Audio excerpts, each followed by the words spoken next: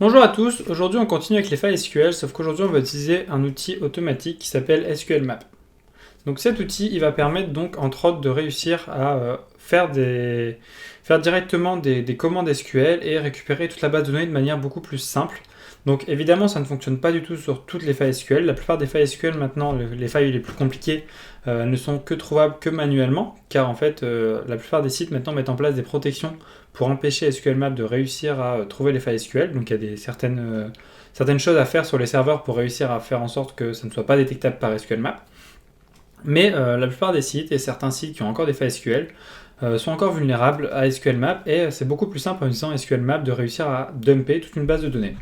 Donc c'est ce qu'on va voir tout de suite. Donc en fait, ce qui va se passer, c'est qu'on va continuer d'utiliser DVWA. Donc du coup, on va utiliser exactement la même chose que ce qu'on a fait hier. Donc ça va être sur le même formulaire. Donc là, si on regarde l'URL, donc c'est 127.0.0.1, donc qui est encore mon adresse locale, slash vulnerability, slash SQLI et ID est égal. Donc en fait, on va utiliser SQL Map. Donc pour ça, SQL Map, il est disponible sur tout système.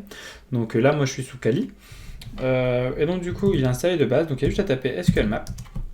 Comme vous voyez, donc il y a différentes options. Donc si je tape SQL Map-H, on va voir qu'il y a plusieurs types d'options, etc.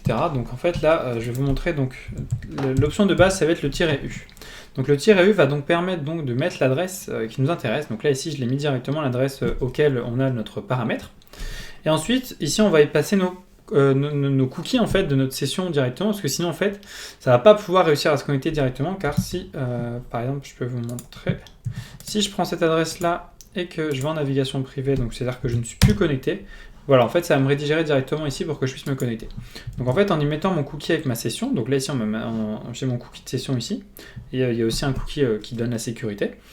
Grâce à ça, en fait, j'aurais même pas besoin de me connecter, et c'est comme si j'étais connecté directement. Donc du coup, j'ai plus qu'à tester. Donc si je lance ça, ce qu'il va faire, c'est qu'il va tester tous les trucs possibles. Et donc là, d'abord, première chose qu'il me dit que le type de base de données, ça a l'air d'être un type MySQL. Est-ce qu'on veut continuer à chercher d'autres payloads, donc d'autres types de bases de données, ou est-ce qu'on continue avec juste du MySQL? Donc là, je vais lui dire de continuer qu'avec du MySQL. Donc là, ce qu'on va faire, c'est qu'on va continuer. Donc là, il me demande de faire tous les tests MySQL possibles. Donc là, en fait, il est en train de tester pour chaque type de base de données, pour chaque version, etc., tous les payloads possibles qu'il a en sa mémoire. Et grâce à ça, il va pouvoir voir si notre paramètre ID, il est injectable. Donc là, qu'est-ce qu'il me dit? Il me dit le paramètre get, donc ID, il est vulnérable. Est-ce qu'on veut tester les autres? Donc non, on n'a pas besoin car on sait qu'il est vulnérable. Donc là, au final, qu'est-ce qu'on sait? C'est que notre paramètre ID, il est bien vulnérable. Et donc du coup, maintenant, on va pouvoir l'utiliser. Donc si maintenant on refait un coup de SQL map-h, on peut voir toutes les options possibles. Donc là, il y a plusieurs choses possibles. On peut faire un //os-shell. Donc en gros, ça va nous permettre de réussir. On peut peut-être essayer, je ne sais pas si ça va fonctionner. -os-shell. Donc en fait, ça permet avec un certain payload, de réussir à avoir accès carrément au serveur. Donc c'est quelque chose de très dangereux.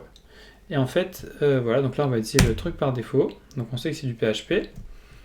Yes, on va le laisser donc chercher. Ah non, je crois que ça n'a pas fonctionné. Yes. Voilà, donc en fait le but c'est que ça va essayer de différentes locations, etc. Bon, c'est pas très important en fait. Là ici, le but c'est quand vous voulez réellement chercher à accéder à un serveur, c'est aussi possible, donc grâce à ce flag là, de récupérer en fait directement un shell en fait et se connecter au serveur. Donc c'est ce qui va être très dangereux. Mais là, ce qui nous intéresse, c'est surtout l'énumération de la base de données. Donc là ici, on peut par exemple faire il me semble qu'il y a DBS, il n'est pas écrit quelque part, mais ça a changé entre les versions. On peut peut-être récupérer. Il me semble qu'il y a DBS, je vais essayer. On va voir s'il le connaît, parce que c'est bizarre, il n'y a pas l'air d'être DBS. Je crois qu'il y a juste un seul tiret. Voilà, ça a l'air de fonctionner.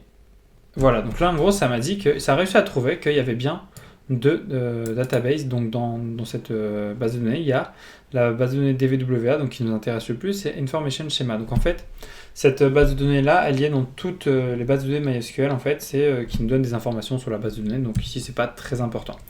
Donc si on met un "-a en fait, ça va aller rechercher tout. Et là on va mettre ça pour que ça soit beaucoup plus simple et beaucoup plus rapide. Donc là c'est en train de tout récupérer en fait. Toutes les bases de données possibles, donc dans notre base de données DVWA, ça va tout récupérer. Est-ce qu'on veut stocker nos hashes dans un fichier pour pouvoir après les brute force en fait? Donc ça permet carrément de récupérer tous les mots de passe. Voilà, donc là ça m'a carrément mis dans ce fichier là. tous les hashes qu'il a réussi à retrouver. Non, donc pour l'instant, on va pas faire... Voilà, donc en fait, il propose carrément donc, de récupérer dans la base de données tous les hashes et les craquer directement pour nous. Donc là, il est vraiment en train de tout récupérer, donc là même dans les schémas, etc. Donc je pense pas que ça soit réellement très intéressant. Voilà, on va surtout s'intéresser à ça. Cette partie-là, bon, tout ce qui se passe après, en fait, c'est... Ouais, bon, on va le laisser tourner. Enfin, on va le couper. On va faire plus simplement que ça. En fait, on va lui dire d'utiliser... hop là, donc -d... Donc là, c'est pour sélectionner la base de données. Donc là, la base de données, c'est dvwa. Et ensuite, on va faire -table pour récupérer les différentes tables. Ah, c'est avec un S. Voilà, donc là, ça va récupérer toutes mes tables. Donc du coup, maintenant, on va pouvoir sélectionner notre table avec -grand T. Et donc du coup, il me semble qu'on peut faire directement ça. Ça va me la donner. Ouais. Alors, comment est-ce qu'on la récupère maintenant? Donc SQL map-h. Voilà, donc en fait, c'est pour récupérer après les colonnes. Donc on va mettre colonne. Voilà, donc il ne reste plus qu'à mettre colonne. Voilà, et donc là, on va récupérer toutes les différentes colonnes. Donc là, on voit que comme colonne, on a user, avatar, etc. Donc là, ce qu'on va faire, c'est qu'on va mettre -c, password. Et là, ça va nous donner normalement tous les mots de passe. -dump pour la... Je suis trompé. Dump, comme ça. Et là, normalement, on devrait les récupérer. Ah, non, on ne va pas les stocker. Non plus. Voilà, et donc là, on a récupéré tous les mots de passe de tous les comptes. Et on peut faire ça pour à peu près tout et récupérer tout dans la base de données grâce à ça. En fait, à partir du moment où on a trouvé une faille SQL qui est injectable, avec SQL Map, on est tranquille, on peut vraiment faire énormément de choses. Donc ça fonctionne aussi donc, pour les blind SQL injection. Donc ça, c'est ce qu'on n'a pas vu vraiment aujourd'hui, donc c'est ce qui se passe ici. Donc en fait, ici, quand on tape par exemple 1, voilà, ça nous dit juste qu'il existe dans la base de données, mais ça ne va pas nous donner d'informations en plus. Et donc du coup, là, avec SQL Map, si vous essayez, vous allez pouvoir réussir à récupérer des informations comme on l'a fait là. Mais si vous voulez le faire de manière manuelle, en fait, ça va être par rapport au temps de réponse du serveur.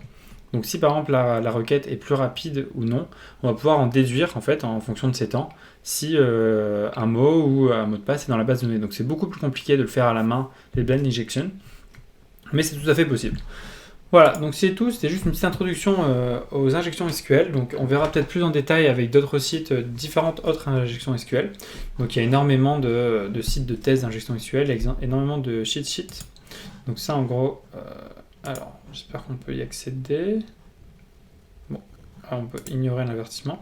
Voilà, donc sur Pentest Monkey en fait, il y a plein de payloads différents. Donc pour tester, donc là par exemple on peut récupérer la version de la base de données, lister les différents utilisateurs, etc. Donc ça peut aussi servir à récupérer le mot de passe de la base de données, ce qui peut être très dangereux. Voilà, donc c'est tout du coup pour cette petite introduction. Demain je pense qu'on va continuer peut-être encore sur différentes vulnérabilités web, je sais pas encore, on verra bien. Mais dans tous les cas je vous retrouve demain donc pour une nouvelle vidéo. À demain!